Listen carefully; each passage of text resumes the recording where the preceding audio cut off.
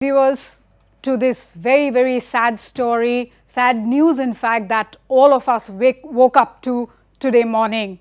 The death toll from the 6 magnitude quake that struck the Kunar province of Afghanistan at 11:47 p.m. that's Afghan time last night, which is around 12:47 a.m. India time, turning villages into a pile of dust and rubble, has risen to over 800. At least 3,000 have been injured in one of the worst quakes to strike Afghanistan this year.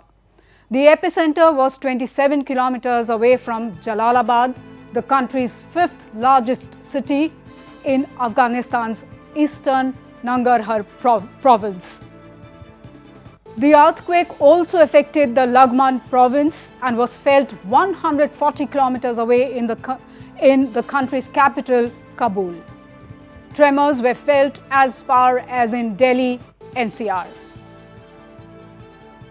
The quake, at a shallow depth of 8 kilometers, shook buildings from Kabul to Pakistan's capital, Islamabad. The Taliban Interior Ministry put the number of deaths in Kunar itself at over 600, with another 12 deaths reported in Nangarhar. Given the scale of destruction, the numbers are expected to rise. The Health Ministry has confirmed that 3 villages were razed in the eastern province of Kunar, with substantial damage in many others.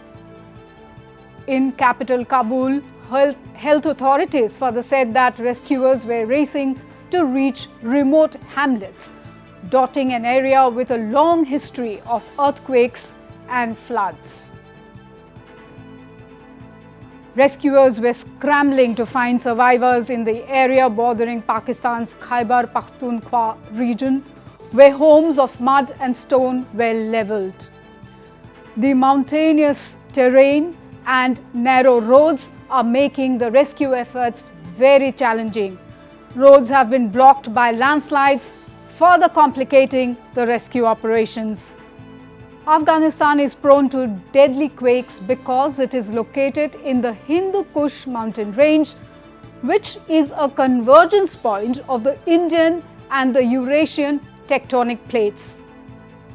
Last night's quake is the second worst quake after the 6.3 magnitude quake of 2023 that rocked Afghanistan's Herat province, killing at least 1,482 people and leaving 2,100 injured.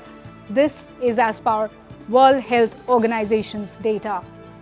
Another 43,400 people were affected and 1,14,000 people were left in need of humanitarian aid due to the main shock.